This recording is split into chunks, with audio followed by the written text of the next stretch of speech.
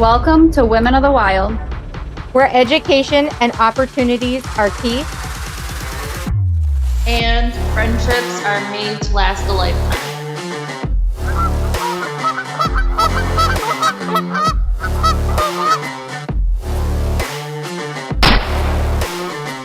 Did you get it? You think we got him? You think we got him? We got him. We said that yesterday. All right, Skylar, what do we got here? We've got a nice looking rip-off. Yeah.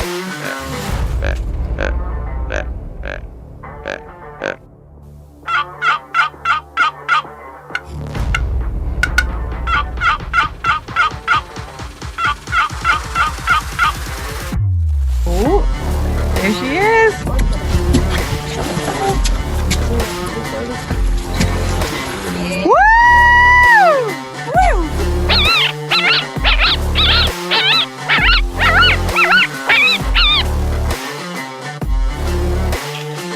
You dropped our great ghost. Give me a hug.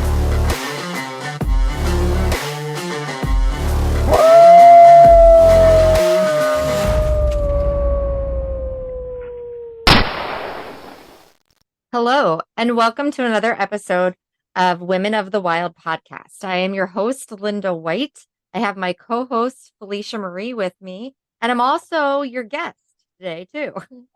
How are you doing, Felicia? I'm doing well. I'm really excited for this one so that everybody can learn a little bit about how wonderful you are and everything that you're doing. Well, thanks. I appreciate that.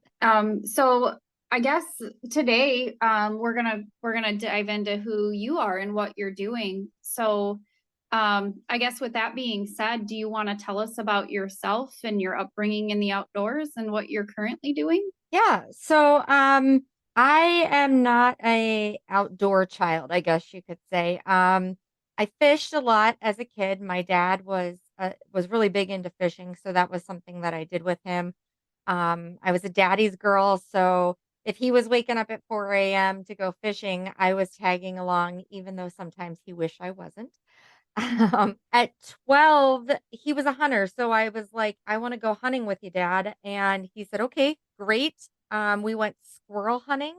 I shot a squirrel, first shot, right on. My dad was super excited. I mean, he was like, "All right, she's good at this." Ran over, saw the squirrel, bawled, and made him bury it in the backyard. So, that was like he was like, "Mm-mm, I guess we're done with the hunting thing," and I didn't get it at that time, but he was like, "We're not burying a deer in the backyard," so, that was it. So, I was like, "Alright, fine." Um, I'm big into trapping now, but, as a child, I didn't even know what it was. I never even heard of it. It wasn't until I met my husband where he said, "I fish, I hunt, and I trap, and if you can't get on board, that's a problem." And honestly, whenever I met him, I thought he was like trapping mice.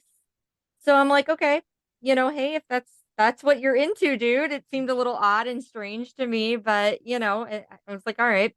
Um, and the crazy thing about it is so I lived in the city at the time, and I went home and I told my best friend about it, and she literally showed me every anti-trapping video and propaganda, all of that that's out there. And honestly, if I would have been really naive and listened to all of it, I would have thought he was a serial killer. Like, I can't believe it's crazy, like, now being on the other side of things because I was open-minded and went out and saw what it really was and spoke to people who were actually doing it. But so I can't believe, like, sitting on this side of things, like, how much is out there that is just completely lies. Like, that that is just crazy to me. So, yeah, I saw all of that from her, and I just couldn't believe even then, like, he seemed like such a great guy. So, that is actually how I got involved in trapping, and was saying, "You know what? Hey, I really wanna see what you're doing." So, I went out with him. His passion for it was just explosive. It would just kept bringing me back. And every time I got a little more involved and a little more involved until now I'm running my own lines and teaching people, getting women involved, teaching kids, doing all of these things, really deep diving into it. And quite honestly, a lot of that goes back to the whole anti-propaganda. Once I realized what this was, I was like, you know what? People need to know. Like, people really need to understand what is trapping. And if that's not something that you want to do, then that's fine. But at least have the correct information, not all of that garbage that's out there. Mhm. Yeah, and it's kind of, so for those who don't know, Linda is one of our executive managers here at Women of the Wild, and she actually hosted our trapping event a couple weeks ago, and it was a group of women, some youth kids there, and her and Megan, one of our ambassadors, really honed in and educated that course. But I know that after the fact, there was that video of I think it was Dale, one of the instructors had shown you guys like to put that you can put your hands in these traps. And so many people have this like false persona that they're going to like break your hand or break these animals' hands if you get your finger in them. So I thought it was really neat that you guys touched on that, because that's like a huge like Hollywood false persona of those traps are breaking bones, when in all reality, they're a set of handcuffs. But you guys like really hit the nail on the head instructing that course with giving them the proper information, why we're trapping. So is that something you want to touch on, is a little bit of like what trapping is and why you do it? Yeah. So first of all, just like you said, these traps that are out there, they're very humane. They're just holding the animal in place. They're restraining the animal. And I joke, but it's not funny. Um, I joke with people all the time who are like, "Well, don't they break bones? Don't they this? Don't they that?" And my response always is, "I'm not in the business of trapping feet. Like, think about that. Like, I don't have a whole bunch of little feet running around, it's I'm there to trap the animal, to restrain the animal. So my objective, I mean, if you think about it, is to utilize that animal as much as possible. The fur, the glands, everything that's there. And if I'm damaging or harming that animal at all, I'm not able to do that. Mhm. So, I mean, logically, if you think about it, why would you want something that would actually harm the animal? Now, yes, there are traps that are out there that are called kill traps, that are instant killing the animal that you use in water for beaver and things along those lines. There are snares out there, there are traps out there that will instantly kill those animals. Yes. Um, but we're not torturing anything, and I think that that's really important to touch on, because so many people out there get this in their head that that animal is held there and the entire time is just in agony. And that's not the case at all. I've walked up on coyotes that are sleeping. Mhm. Um, Your I've raccoon had in the I mud. yeah, I had a raccoon the other day, who was literally playing in the mud. It was the funniest thing in the world. I almost wanted to take a video of it, but it was kinda crappy out and I wanted to, like, get moving.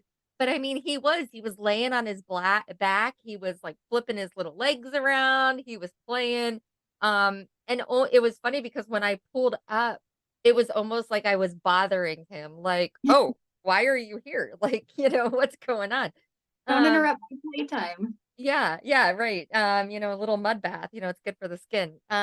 So the whole idea that we're harming these animals and hurting these animals is crazy. And actually, if you're a responsible trapper, a lot of us even go through extra steps that we don't have to take. We'll put extra swivels, we'll put um extra lamination. We'll do a whole bunch of extra things that are not even required, just to give that extra protection to those animals.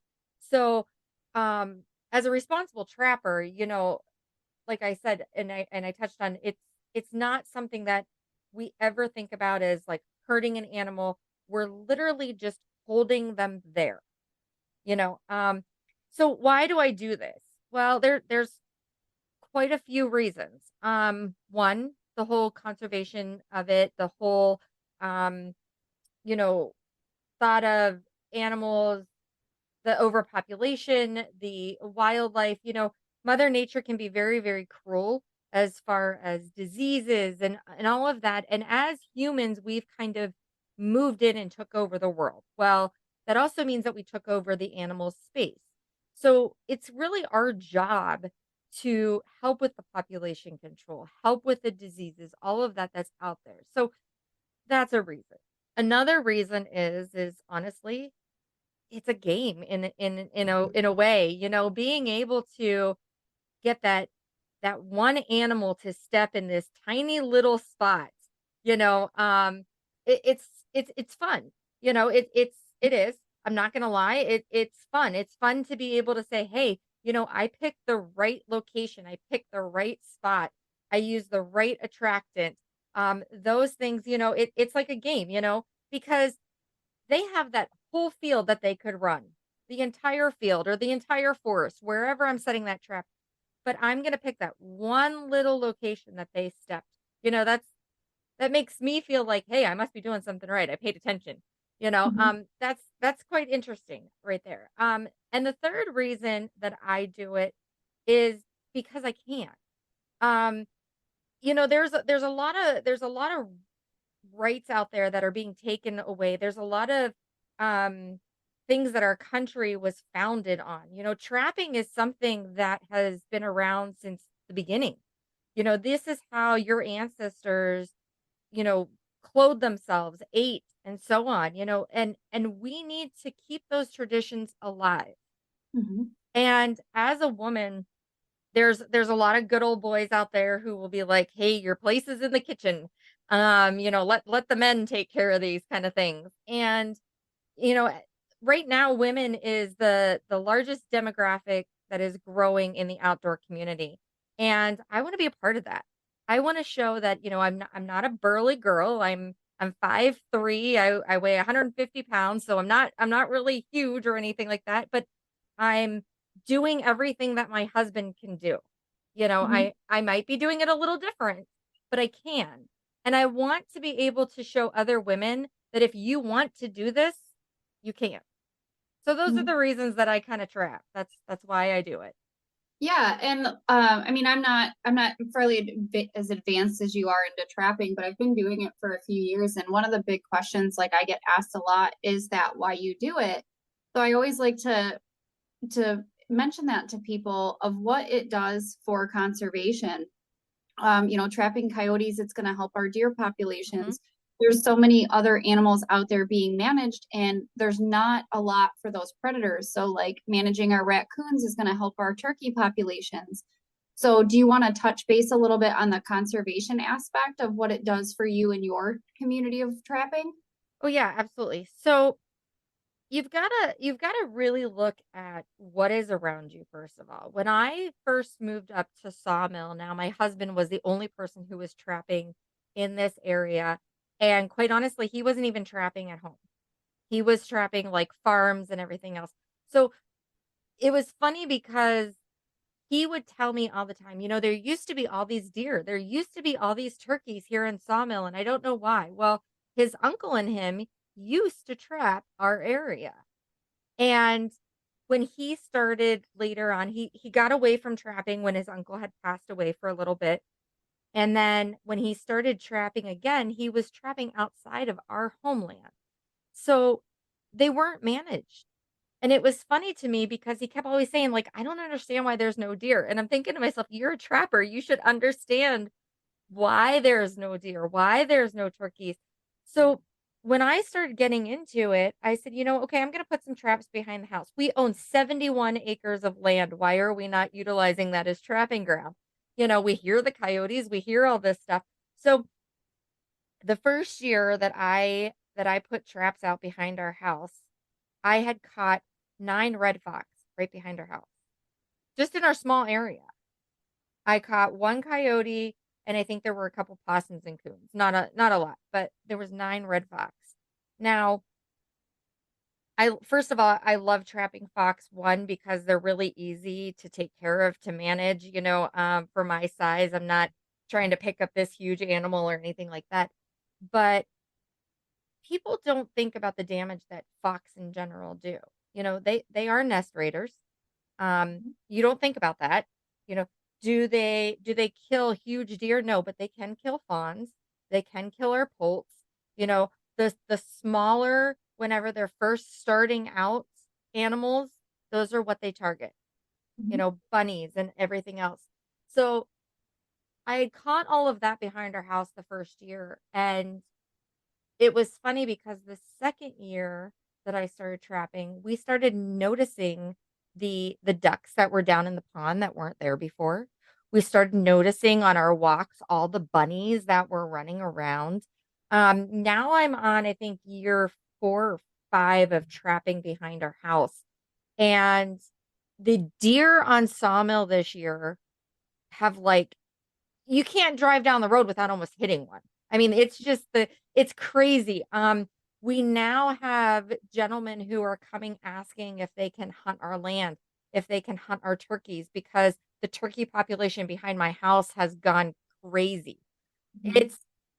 It's crazy to me to even see, it's been such a short period of time that I've been trapping behind the house, but the population, the growth that has happened has been fabulous. And Mhm. we have not eradicated any kind of species. Don't think that. Yeah, it sounds like I caught a lot of fox behind my house, but I caught a lot of fox because there's a lot of fox there. Mhm. There's still fox that are there. There's still coyotes that are there. There's still coon, all of those animals are still on my property. But because I'm managing the population, it's allowing growth for other animals to come in, to move in, and we manage those animals as well. I told you about my squirrel hunting story, but I've now got back into hunting, and my husband and I go out, and he shoots a couple deer every year. We have a bear that I have been stalking. One of these days I am going to kill this bear. But I've been stalking a bear behind my house. You know, we've been able to utilize the land. Mhm. And by controlling predators, you're able to utilize the land even more, Mhm. by getting your deer population better, able to feed your family off of the deer, the turkeys, and everything that are there now. Yeah, and it's quite interesting to see what just one season, how much one species can flourish. Like you said, the deer, the turkeys.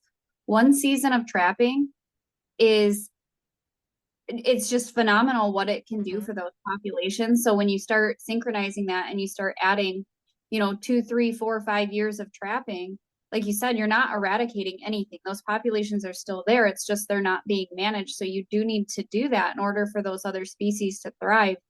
So I do think that trapping is a really misunderstood um, ethical way of harvesting animals.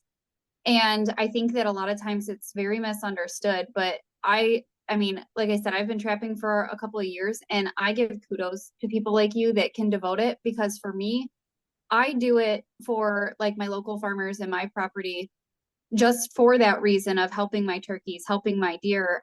So for me, it's not like a way of life like it is for you. And those people that are doing it that way are doing everyone a service, especially our people out hunting and worried about conservation. Trapping is one of the things that's going to help it thrive more than almost anything out there that we're doing to manage because there is such a high population of predatory animals that aren't being managed. And it really makes me like just hats off to trappers because it's a very undervalued skill that's out there. Yeah, and people don't even think about farmers, for instance. Okay, so let's get away from the hunters. You know, Even your local farmers, beavers can flood a field and take out a whole crop. I mean, just hundreds and thousands of dollars can be blown out because you got a beaver that's, flooding them. They're damming up your streams or whatnot, and it's just taking out the entire crop. Um, we have a lot of people who will call us for that reason. We've had even homeowners who, you know, because they have beavers behind their homes, if they flood out their Mhm. just their basements and everything else. I mean, there's a lot that can be done. And I don't want to take away from the animal because beavers, fox, coyotes, they definitely have their place. Mhm. I don't want to think like anybody to think like, oh, we're out trying to attack these animals or whatnot. No, they definitely have their place. But because humans have moved in and we're using the land and utilizing, for farming and whatnot, we need to have a good balance. And you need trappers to keep that balance. I always look at California as the example. Now they had banned trapping in California except for nuisance trapping. They now have a coyote problem to the point where these coyotes are literally walking down the streets in neighborhoods, killing little dogs.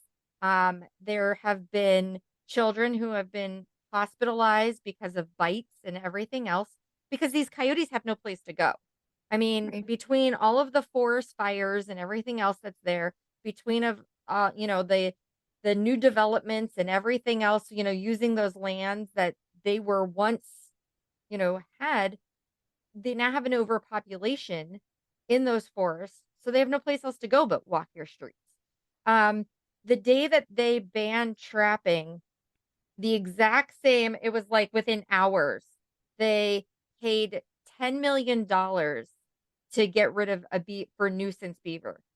Can you imagine that? Like, you literally had these trappers who were paying into the state to get Mhm. their license, that were taking care of these problems, and now you banned it, and your state is spending $10 million to get rid of the beaver problem that your trappers were paying you to do. Right. Like, They're exactly. I don't understand it, but yeah, I mean, it's crazy how things work, and the idea that people have, there's been lawsuits and everything about, oh, this was set, illegally, like this trap, and they're mistakes happen. Mhm. Unfortunately, you might have a dog that gets caught in a trap, and it's not the end of the world. If it's set illegally and it's the wrong kind of trap, it could be a mistake and there could be fatalities, unfortunately. But if you have responsible trappers and we're following the rules and regulations, those things don't happen. Right. But you also have to have your dog on a leash, and you also need to be, a responsible dog owner as well. So, it's, both sides of the coin there needs to happen. Yeah, absolutely. Actually, here in Michigan in 2013, I think it was 2013. I might be wrong on the year. But it was November, a couple years back, quite a few years back. I actually had a chocolate lab who was out roaming during the day. Mhm. Completely our fault. Our dog got out of the house and was running loose, and we had a pack of 3 coyotes take him down. And that was kind of my inspiration to like get into trapping, was because what if that would have been my kids? Like people don't realize that with trapping, that with these predators, if they're not managed, well, yes, it helps conservation, but they start moving into our neighborhoods. They'll start attacking our pets and our children, and not to like feed that fear, but it's a reality. And Mhm. I think until somebody's experienced it or knows someone that's experienced it, they don't understand the story behind how important it is to curb that population. Everything else is being managed. So, like you said, they do have their place, Mhm. but they also have their place to be managed as well. You're not eradicating species out of the woods. And quite honestly, I mean, it does put, a good hindrance on the number of them, but it's needed. So Right. it's one of those things that I think that if people understood and hear those stories of, you know, even raccoons, how much damage do those do to farm properties? Woodchucks are really detrimental to farm fields. And I think a lot of people don't understand that when they start looking at rodents too, is what these do to our agriculture. what they're doing, getting into your trash cans at home. Nobody wants a raccoon rummaging through their Right. trash, throwing it all over their driveway. So those are all realities of it too. If they're overpopulating, they're going to move into the cities. They're not going to stay in the wild. They're going to lose their fear of people.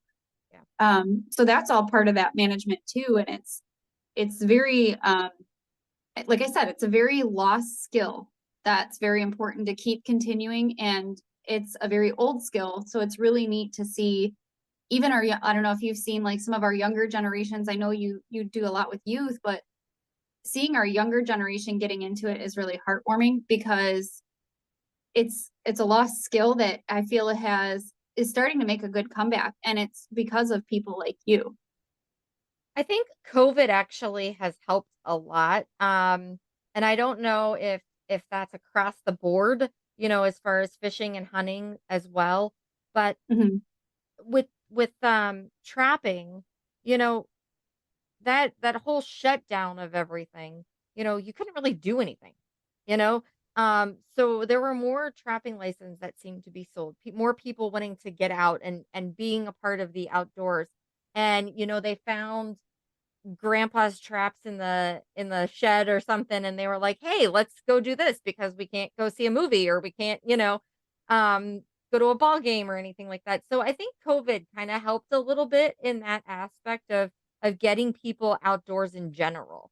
You know, and I want to say that there's a lot more children lately that seem to be more interested, which is great in my opinion because I gotta tell you, like I'm a mother of 5, and my kids, it's crazy because the oldest one, when she started trapping with Michael whenever she was a kid, she loved it, and then she, found boys and everything else, and that kind of took it down. But kids in general these days, it seems like technology is what they want, and unfortunately, walking in the woods doesn't involve technology sometimes. So they're not as interested. But it's great that it seems like we're starting to get back to that. Yeah, I definitely feel like I've seen a big influx on people willing to get in the outdoors since COVID happened. Whether that be hunting or fishing or anything like that, I do notice a large increase in people wanting to learn. And that's adults, kids, like it kind of hits all age bases and genders. Um, so I will say that I do think that that has contributed, but I think it also has contributed to the fact of people are now awake to the fact of being more self-sufficient. Hmm. And the price of groceries, the price of milk, the price of meat has gone up. So people are getting that understanding that I can go out and harvest this and be a part of that conservation society and start hunting and providing for my family. And then you feel the reward of the fact that you just harvested this animal that's now feeding your family. And it Right. almost just feeds that passion of what you're doing. And it really locks them in. Um, and I will say women seem to like just within the last, I would say 2 years, a lot of women have came into the trapping community. A lot of women have came into the hunting and fishing community that weren't here before. And it's great to see that and have instructors and people inspiring them that are very well versed and educated on what they're doing. And it's great to see that, but it's also really important to make sure these girls are getting the proper education so they're not out there doing it and doing something where they're going to harm something or not follow rules. So that's all a really big part of it too, is making sure that when we as women of the wild are helping or you with, sawmill and everything that you have with trapping, that the instruction, the education behind it is given and provided to these men, women, children at a good level so that way they're able to comprehend it and then put that to good use. Absolutely. Absolutely. And now a short word from our sponsors. Well, you see, trappers are a special breed of people. We're dedicated, committed, and passionate about what we do and who we are. Each and every one of us has an intense desire to be the very best we can. So in the world of skinny jeans, man buns, and pumpkin spice lattes, sometimes you just have to stop, push back, and tell the world, that's not me. Whether you're from the far north or in the deep south and anywhere in between, Southern Snares can help you succeed at getting the job done and being who you are. Girls with Guns Clothing is a proud sponsor of Women of the Wilds podcast. If you are looking for hunting gear, be sure to check out our new fall collection, including the launch of our new Artemis Generation 2 lineup.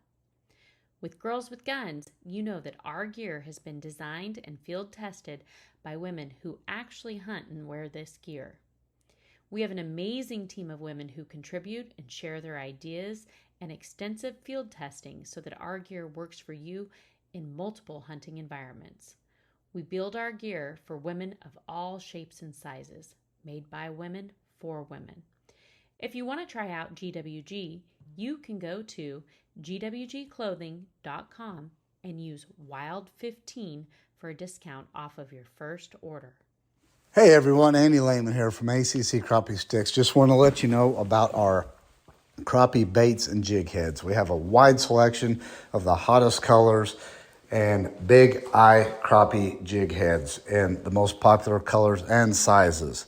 Check them all out at accrappiesticks.com. Thank you. Do you enjoy the great outdoors and hope to share that excitement with your kids? Now you can through Dr. Josh Farr's great collection of books. Share your love of nature while also teaching valuable life lessons on friendship and learning the alphabet with books like the ABCs of Hunting. Plus, the ABCs of Hunting workbook is the perfect learning tool to captivate young readers and create a foundation for your future hunter. Find out more about these and other books from Dr. Josh Farr at drjoshfarr.com. That's DRJOSHFARR.com.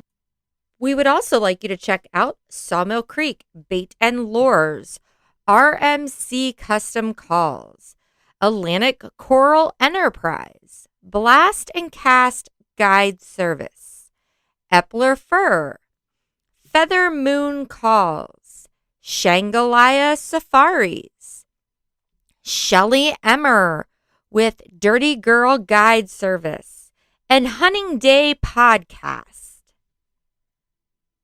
And you know, it's funny. That's a great segue into why I joined Women of the Wild. So, like I said, you know, when I started trapping, it really what fueled me was getting that education, because everything I had seen with the propaganda of like that this was bad and wrong and I shouldn't be doing it.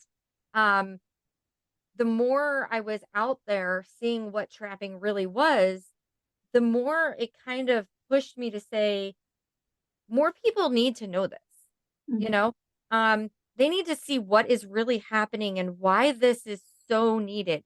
And throughout my years of being in the trapping community, I have really kind of pushed that agenda, I guess you want to say, to not just those that are in the community, but to those that are looking in on us. You know, everything that I do, I try to really show an educated base behind it. You know, come out, see what we're doing. I invite people along all the time. And so when I kind of stumbled across you and I had seen all these events that you were doing and, you know, with Women of the Wild and putting that all together, and I really loved that you were going out and doing all this stuff. So I started paying attention a little more. You know, I kind of stalked you a little bit and was like, all right, what is the deal with this? Is it just like a profit thing?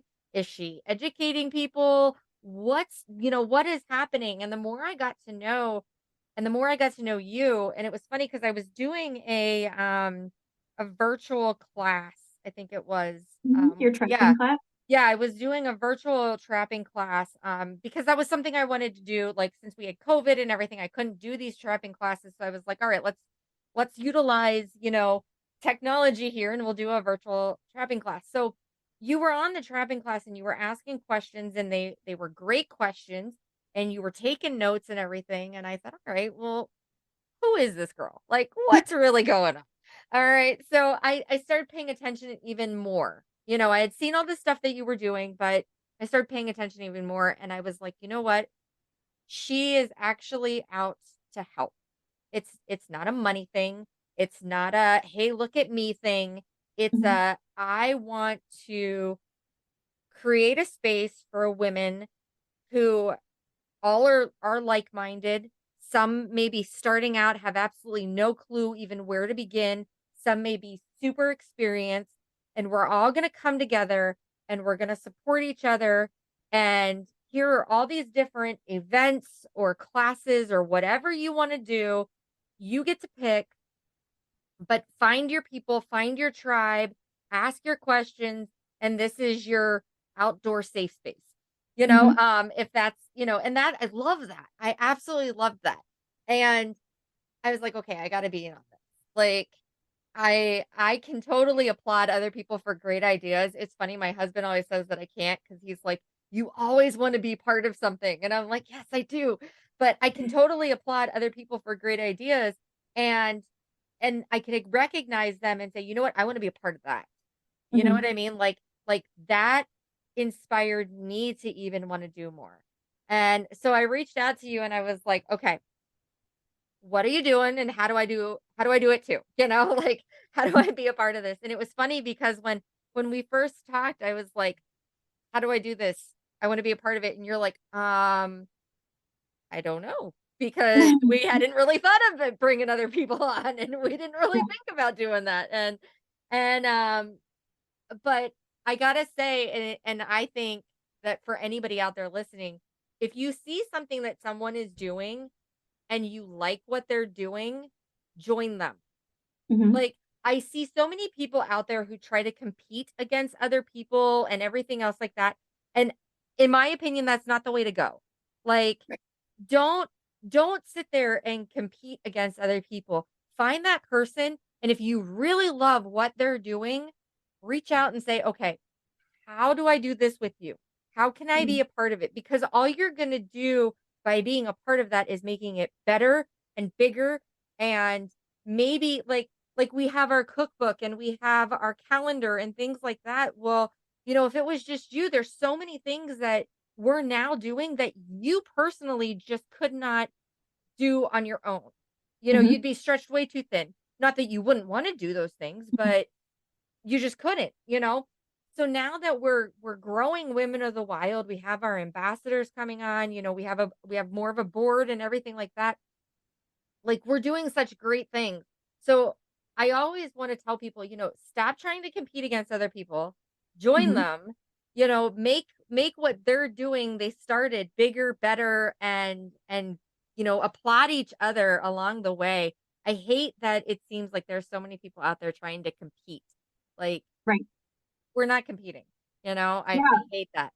Well, and it does fall in that, like, we're not trying to stifle anyone else's flame. We want to glow brighter together. Yeah. And like you said, the reason for that is you build a community. So if you decide to branch out and do something on your own or try to do something on your own, you're starting from scratch and you're going to get there. It's going to take time, but you're also going to fall in that same situation that you're going to need help too. You and Cass and all of our ambassadors that we're now bringing on, we wouldn't be where we're at without you guys. I just don't have enough time in the day as a single mom, working full time. This is just a hobby. And a lot of people don't realize that for all of us. You, Cass, and I are the board of Women of the Wild, and we all have full-time jobs. We all have lives at home. We're mothers. We're fur moms. So we have a life outside of this. We do this because it's a passion. We don't make money from this. And the sisterhood that we have built between all of us, between our ambassadors, to me has been great because we're all on that same mindset. And it's really easy to function without drama. Just like that passion is just there, that we all want to help. And when you find people like that, it really just makes everything easier, but it also starts hitting a demographic that you didn't have before, which means you're helping more people. So if you're really in it for the purpose of reaching more people, you're going to do it better by teaming up and making a sisterhood. And that community that we have now, to me, is incredible to see these girls. And it's the most rewarding thing out there to me, is watching these new girls try something new. The feedback from our trapping class that you and Megan instructed was fantastic. And we're going to have more because of that.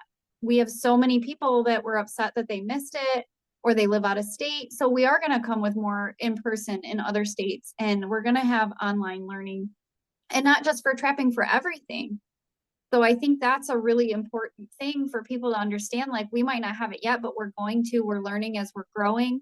And we're also hitting a larger demographic than we ever were before. And we want to service those girls. If you want help, reach out to us. We'll find a way to get you help, even if it's not with us. So to me, this whole like community sisterhood that we have going on, you're right. It's great to just team up and be together. And plus you make some of the most wonderful friends out of all of this. Oh yeah. Oh yeah.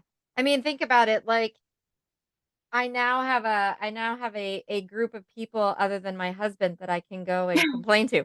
Um, and you know what though? Like, sometimes you need that. Sometimes, and there's even things like trapping wise or hunting wise or whatnot that I can say to Michael, like, this just isn't working for me. And he doesn't get it. Like, because his hands are bigger, or he can lift more, or he can whatever. Where I can go to you or to Megan or, whoever, and say, like, all right, this isn't working for me because my hand is like the size of a 12-year-old, or, like, my legs just don't go that fast or whatever. It's just not happening. And you understand, like, Mhm. you're there. And I think that's something too, like, men listening or whatnot, when you're going out and you're taking your wife or your child or whatnot with you, whether it's trapping, fishing, hunting, just because it works for you one way, it's very important to know that it may not work for her that way. Mhm. And patience is a virtue. I hate saying it like that, but like, when I first started trapping, my husband, like, he'd been doing this since he was 9. So I would ask these questions and he'd be like, "Linda, just do it. Just do this." And I'm like, "Well, this is not working for me." So, um, and I had to figure out a lot of little things on my own. I would watch him and I'd say, "Okay, I can't do that, but how can I do this?" And that's actually how, whenever I started Trapping Girl, that's why and how I did that, because I was struggling. And if you went to conventions and everything, there's the gloves that are on the tables are the, large, extra large. Mhm. The All the tools that were out there were man specific, you know. Mhm. Um as a woman, I could use them, some of them, but they were really with a gentleman in mind. Right. So that's actually how I started Trapping Girl, because I got tired of trying to figure out what what I needed to be able to do this safely and productively and make it fun. So I put that together because I figured, I'm probably not the only girl out there who is struggling. Mhm. I'm not special, so it's probably not just me. But that's actually how I started that. And I have to say, I think that, and this isn't to make my head swell, but I think, like, having people like me, having people like you, having people women who are willing to be in the forefront and showing what you're doing, showing how you're doing it, is attracting more women to this, to these Mhm. communities. And I think that's fantastic, because a a while ago, like, whenever I first started getting into trapping, I didn't really have that. I didn't have someone that I could say, "Hey, how did you do this?" Or "How Mhm. do you do this?" And not that there weren't women out there, but I didn't know about it. I didn't know those women. There wasn't anybody who really, like, would be at conventions or would stand out or anything that I could say, "Hey, I could ask them." And maybe they could give me, something. Where it seems like in the hunting and the fishing and now trapping communities, that's grown, that's changed. And I think that's fantastic, because those people coming in now have so many resources that are out there that I just didn't have. Right. Yeah, because I think that it builds a strength within the girls that didn't have it, because you had to learn on your own. You had to figure it out for yourself. Cause I was the same way when I got into hunting and fishing and everything, even trapping. I didn't have somebody to reach out to learn from. So I just had to figure it out by myself. And there's a lot of mistakes made. And sometimes that's frustrating and sometimes it's a deterrent for people. But now, especially with the way social media is and how many women are stepping forward into that forefront and showing how they're doing it and willing to educate, I do think it's creating a much better demographic for women to succeed, because they're not, you're kind of weeding out that frustration. You're weeding out a lot of the errors. Not that they're not going to happen, but when you can advance something and say, okay, don't do it this way, and this is why, you're going to avoid error. You're going to avoid accidents. You're creating a safer space. So you're going to have less detriment on somebody that's just learning how to do something and having a deterrent to why it's done this way, because, well, that's how they had to do it and figure it out for themselves. They're not having to do that anymore. And they're having these women that are a safe space, that there's no stupid question. That's a big thing to these girls is, no matter how big or how small it is not a stupid question. If it's something that concerns you or you are questioning why it's done a certain way, don't hesitate to ask, because we've already asked it. Yeah. Like we just had this conversation recently, that I had a gal ask if she needed to wear orange during waterfowl season. And I was like, no. And don't get me wrong. That question is asked frequently by new hunters. So it's not, when I explained to her why, she was like, I don't want to say upset with herself, but she was asking, and I actually had a gentleman ask me before. So, one of my friends, we were talking about it, and he had asked that question before.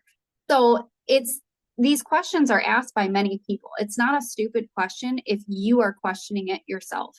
And then having that better understanding so you can learn from it.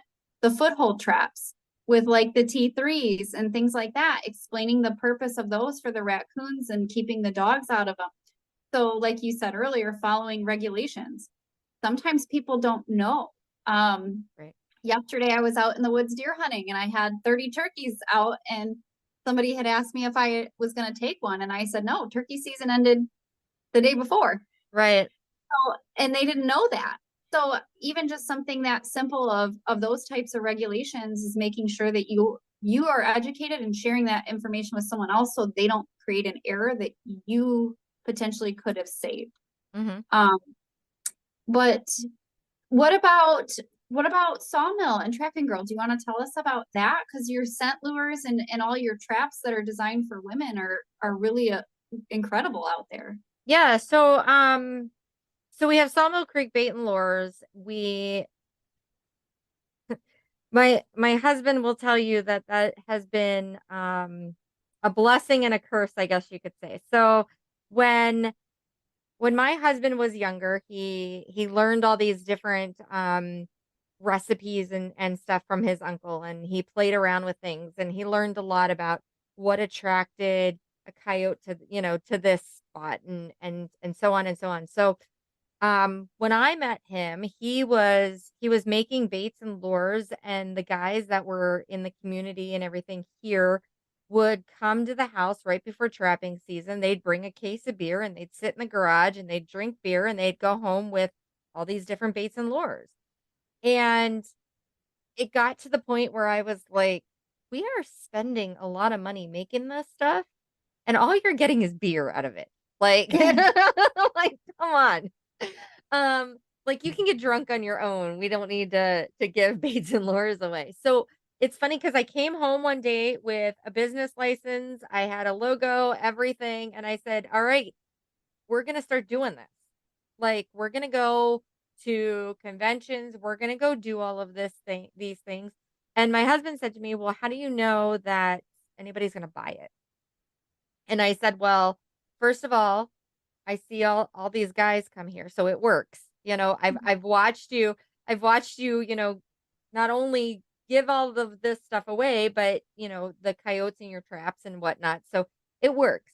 I said, and second of all, I have seen you go to conventions and how much money you spend at these things. So yes, people will buy it. And so we started Sawmill Creek Baits and Lures, and we started going to conventions, and it just it's funny because it has really become our life. Like, Mhm. it has really taken over everything that we do, from the nuisance trapping side of things to going to different events. I went to Alaska and spoke at a women's conference there, a women's summit there.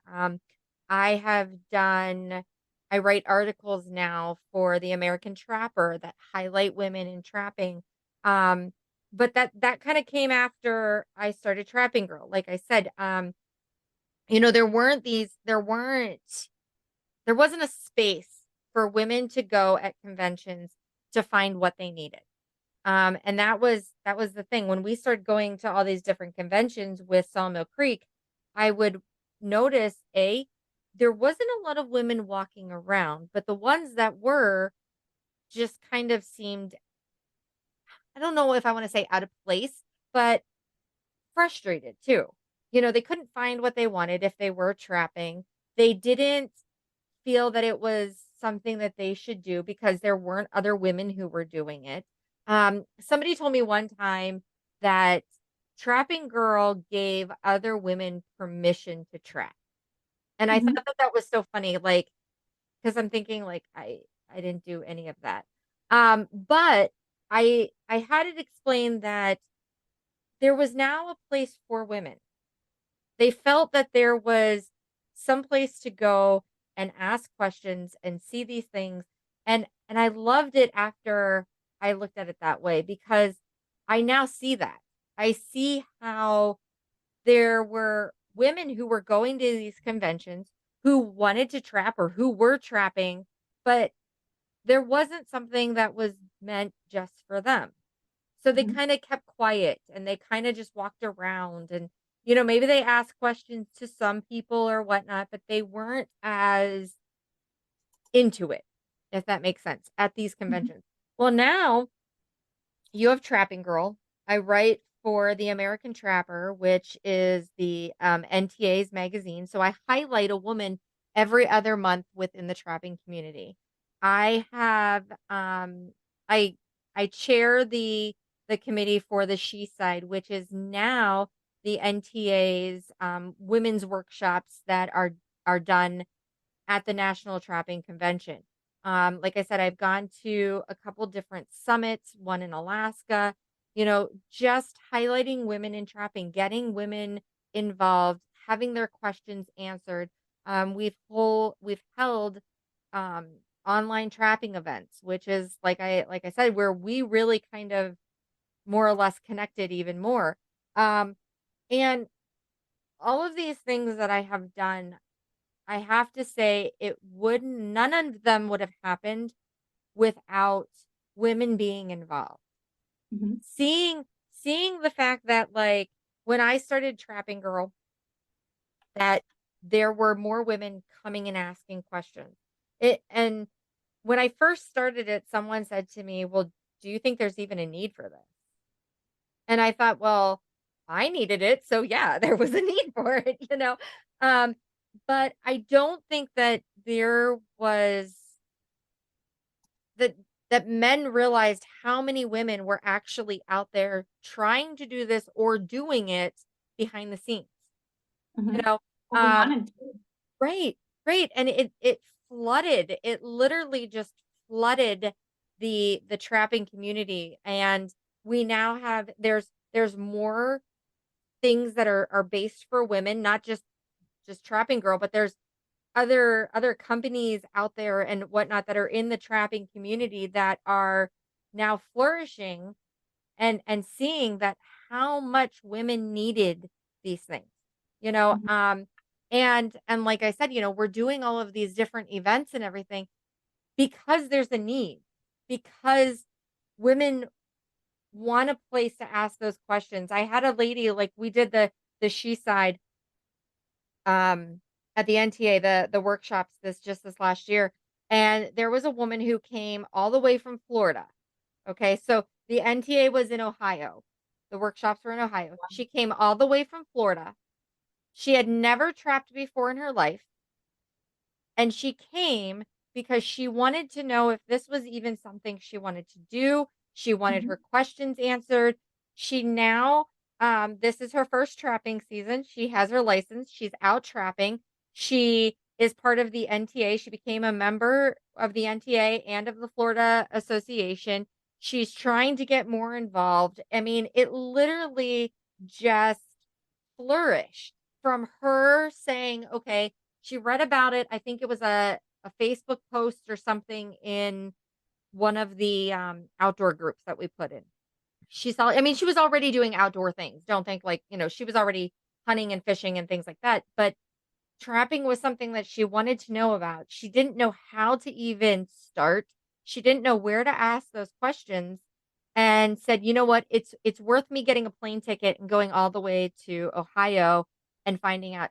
She had a blast. She said that the workshops were just what she needed. I mean, she learned everything from how to set a trap to how to skin it out to even how to make something from your product that your fur and everything. So I think that's fantastic because now we have somebody who is truly educated, is now out enjoying it. Those things would have never happened before. And I think that's fantastic. Yeah, it's hats off to women out there that are doing what you're doing, you yourself and other women who are doing the same. Providing that education to women and letting them grow their passion from it is what this is all about and what the sisterhood is all about. Hmm. It's not about like self-fame or money or anything like that. It is just truly helping other people find something that they have a passion for because we're people that enjoy seeing that in other people. You just feel like you're making a difference. So it's great. Um, Now, I know that this whole thing has been on trapping, and I know you are more complex than that, that you are getting more into hunting and you're an avid fisher. Do you want to talk about any of that? I know that we've talked about you hosting some fishing trips and things like that with Women of the Wild. What kind of stuff do you see coming up? Yeah. So I've been fishing ever since I was a little kid. And like I said, I was a daddy's girl, still am a daddy's girl, and my dad was big into fishing. He worked with the FBI, and actually, when he retired from the FBI, he went to the IRS. And then when he retired from the IRS, he actually became part of the Fish Commission because that was what drove him so much was his love to go fishing. So I've done that all my life, and last year, no, actually 2 years ago, I decided I was going to start learning how to ice fish. Um, and let me tell you, without a little tent, that can be an experience. The first time we went ice fishing, my face was so frozen from the wind and everything, and I thought to myself, like, why does somebody do this? This is horrible. And I bought a tent because somebody told me, like, don't give up, you need to have a tent. That little igloo changes the whole world. Like, it's Yeah. crazy, just getting out of the wind, it changes the whole world. Um, Now I'm really looking forward to ice fishing. It's become something that I've really enjoyed. I really like doing it. It's different though because like when you're out there fishing, you kind of have this spot like I can't see anything. All the ice is there. Like I can't use my polarized glasses to see if I can see anything or what like I'm like, all right, well, I'm just sitting here. Hopefully I've got something going on. And I know there's all this technology that's out there and I haven't invested in that yet. So but the ice fishing thing I've really enjoyed, and I'd like to be holding some kind of events, through Women of the Wild, bring some girls out who maybe have never experienced it before, or maybe they can even teach me a little bit more about what I need to be doing. So that would be something I would love. We have this spring actually, we have a turkey hunt that is happening in my backyard with the FTA. Not with Women of the Wild, and maybe we will get one time going on. But yeah, we have a turkey hunt, and that's been something. Like I said, I'm stalking a black bear, but this year I hope to get my first buck. And I'm gonna be going out actually this coming weekend is opening day here for rifle, so I'll be going out and trying to get my first buck and anything, honestly, at that point. I mean, I don't even care if it's a doe, but Yeah, it becomes more about the meat and the harvest of completing it, Mhm. which is great. Again, seeing women jump into that. And I know that we're running out of time, but I will say ice fishing, we are definitely going to have events. Ice fishing is one of my big things. It's a very big hobby of mine, and I will say having a shanty makes a world of a difference out there. Ugh. Having the proper gear. So we will definitely be having some of those coming up after the new year once we have a good ice season. Yeah. And sharing that with girls. And we have some great sponsors. ACC Crappie Sticks has donated Women of the Wild some ice fishing rods. So we'll be fully equipped this ice fishing season to take some girls out and share that, and hopefully venture into a few states doing it as well. That way Yeah. we're hitting larger demographic. The turkey hunt, again, I'm an avid turkey hunter, so I'm super excited to see what you guys do with that. Is that all women, or is that No, actually, so I'm on the board of the Fur Takers of America, okay? and they had an auction where just different events, different things, and so we had a gentleman who bid to come turkey hunting with us. So I'm really kind of like it was raising money for a good cause, any kind of money that is raised is going back to fighting some of the lawsuits and the bills and everything that are out there to take away our rights. So it was for a good cause. And we have this gentleman who's coming up. We're putting them on some birds and we're gonna see what happens. And I just it's for me, like, yes, I'm not the person who's harvesting it, but to be a part of it. Like we had a girl last year who came up, her and her boyfriend came up and she shot her first tom on our property. And it was the very first time she shot a bird out of state and b a tom. And she was super excited about it. Her face, like she couldn't stop smiling. And it just to be a part of that and to know like, hey, my trapping is what helped her get that.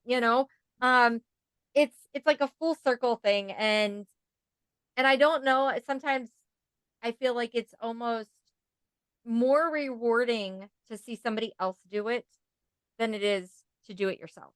You know what I mean? To know that you were part of that you helped with that experience, and to share in that joy is just fantastic, I think. It's funny you say that because I know you and I think a lot alike. We're on the same page a lot. But just this past weekend, I literally had just said that is somebody had asked me why.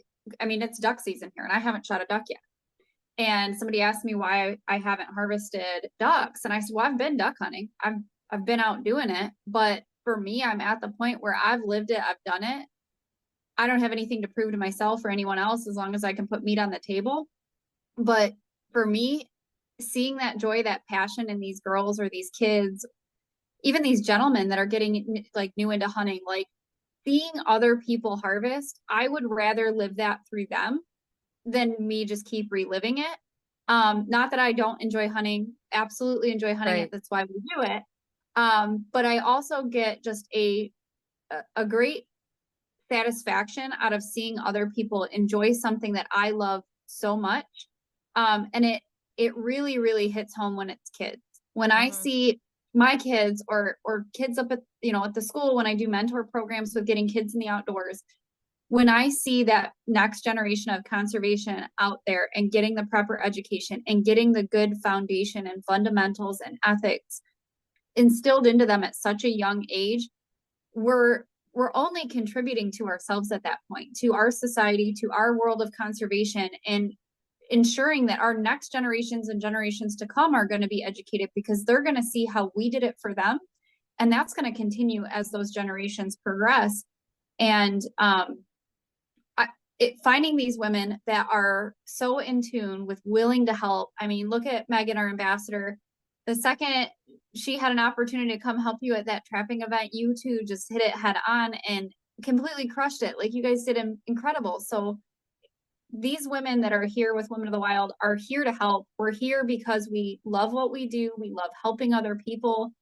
And all of them, from our board to our ambassadors, every girl with our team is here to push you, other women and children and even men, into finding what you love doing and giving you that success of learning something. And it's incredible to watch all of these women who are willing to, because it's not always easy to step in the spotlight. It's not.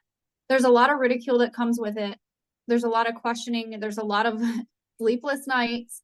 It's a lot of work, but we do it because we love it, and we do it because we see how much you love it. And when the new people are coming into it, they need that person to set their insecurities aside or set what they're comfortable doing aside to showcase what's happening. That way they know that there is somebody to come to. And that's what Women of the Wild is doing. That's what you're doing with Trapping Girl and everything that you're doing. And having you as a part of our team has been an absolute blessing, because we wouldn't be where we're at without you. I'm glad that I reached out to you. I gotta say, there have been some very stressful times that we've had, trying to make sure we've got everything, all our ducks in a row and everything like that. But, you know, the time that we have been together, I have to say I'm excited all the time. And Michael laughs at me because I'll be playing voice messages, or I'll voice clipping, and I'll say, like, he'll be like, "Do I even have to ask? Like, do I even have to ask who we're talking to or what?" Because I'll have an idea, or, "Hey, do we have this?" or "What do I need to do with that?" And like, even at night, I have our cookbook almost all wrapped up, and any free time that I'm sitting down and watching TV, I'm working on this, and it's so funny because this isn't a paid position, you know, but I give 110% to it because I want it to be so great for those women that are out there. I want them to see what we're doing and be like, "Oh man, I want to be a part of that," or "I want to see that," or "I want to find those connections," or "I want to," and like our cookbook, I had done it one way, and I was like, "Oh, I just don't like this." So I'm like now switching some stuff around, and it'll be done here soon, I promise. But I was like, I just want it to be perfect for those people who did the sponsorships. I want it to be perfect for those people who submitted, the recipes. I want it to really be something that we're proud of, and that people want to A, pick up, and B, be a part of in the future. Like, submit your recipes, submit the stuff that you're doing, come on our events, come on our trips, be a part of, even, maybe reach out someday and say, "Hey, I want to be an ambassador, or I want to be, part of the cool kids club, and go on all this stuff and do all that." And because we do have an amazing board. We have amazing ambassadors. We have some really great people that we work with, even like some of our, with like the Muzzy Pheasant Farm, that, the gentleman that was there and helping with, just getting the facility together, that he was fantastic. He made sure that, "What do you need? What can I do? How can I help?" He wasn't really putting anything on except for providing us a space. But I got to tell you, he was extremely attentive. He took pictures. Whatever we needed, he was right there for us. And I want people to want to be a part of our stuff, want to keep coming to these events, saying when they were on that event that it was the best experience. They met lifelong friends, and they're gonna, bring their girlfriends next time, or they're gonna, tell everybody about it. Like, I want those things to happen, because I gotta tell you, when you find people, when you find your tribe, and it's so relieving. You know what I mean? Like to be able to talk to you, or talk to Megan, or Cass, or whatnot, if you're struggling with something, having that community of girls that get it.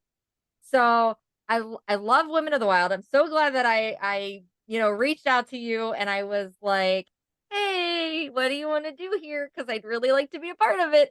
I'm so glad that I did that. And if anybody's listening, if you feel that attraction to what we're doing, like, reach out, talk to us.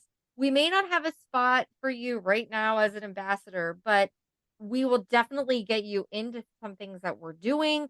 We will definitely make sure that you feel like you are part of this community. Any of your questions that you have answered.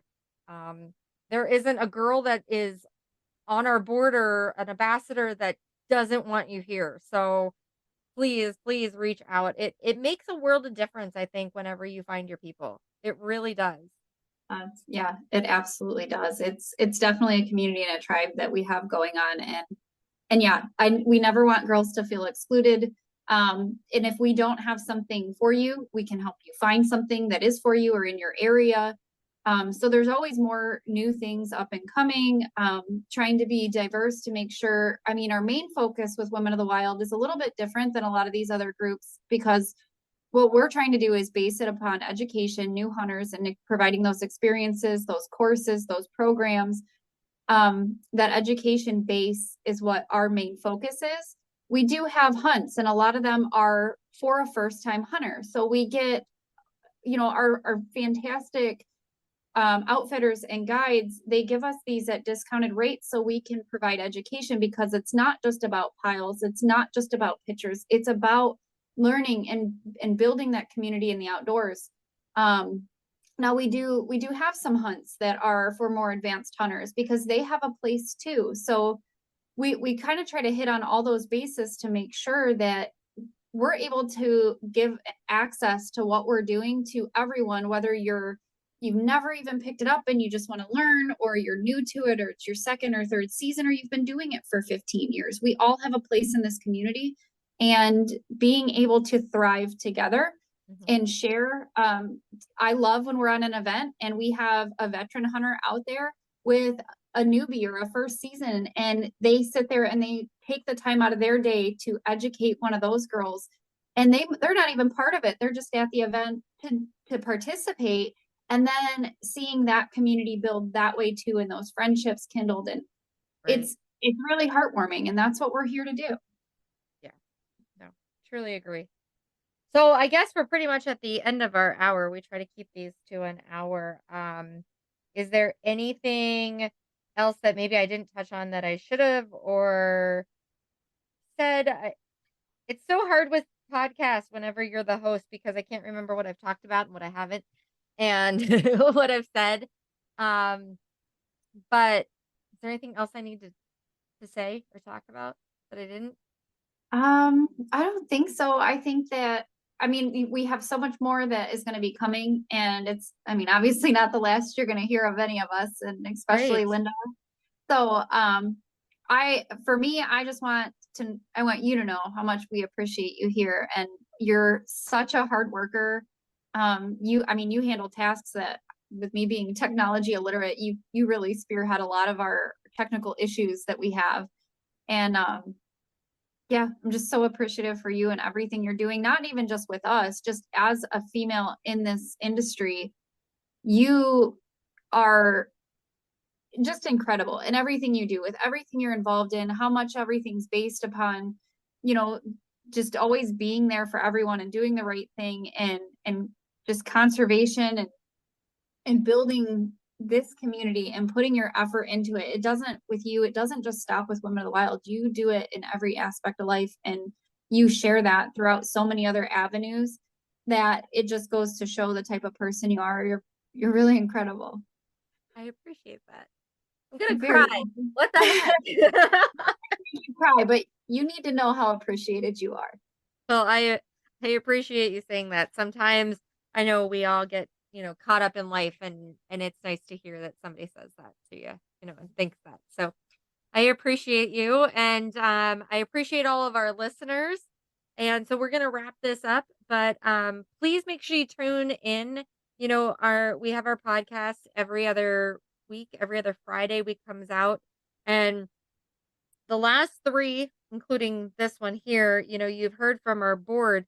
So now we're going to kind of switch gears and hear from some other women that are within the community and have made an impact. So stay tuned and we will see you all in 2 weeks. Yeah. All And right. don't forget our calendars, our pre-sale for our calendars is going. Oh, yeah.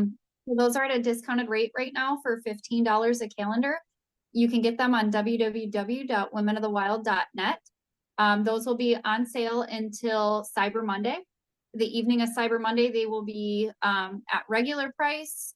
Don't know that off the top of my head. I think it's $24, I believe, is the regular price. But right now you can support these women, and all these women that are featured in that calendar are women out there doing a service to our community and sharing their passion and everything with other women. So these are all women being showcased for what they're doing in the outdoors. And we also have a little special treat there at the end of it, with our next generation of young women.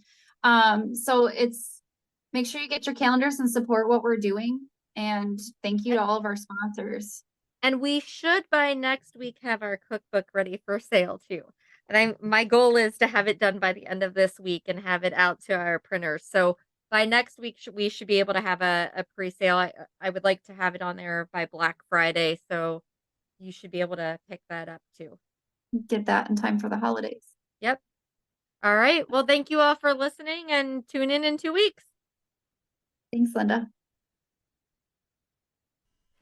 And that concludes this episode of Women of the Wild podcast.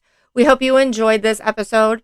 And if you have any questions or would like to check out our website, it is www.womenofthewild.net. We post different events and everything that we've got going on.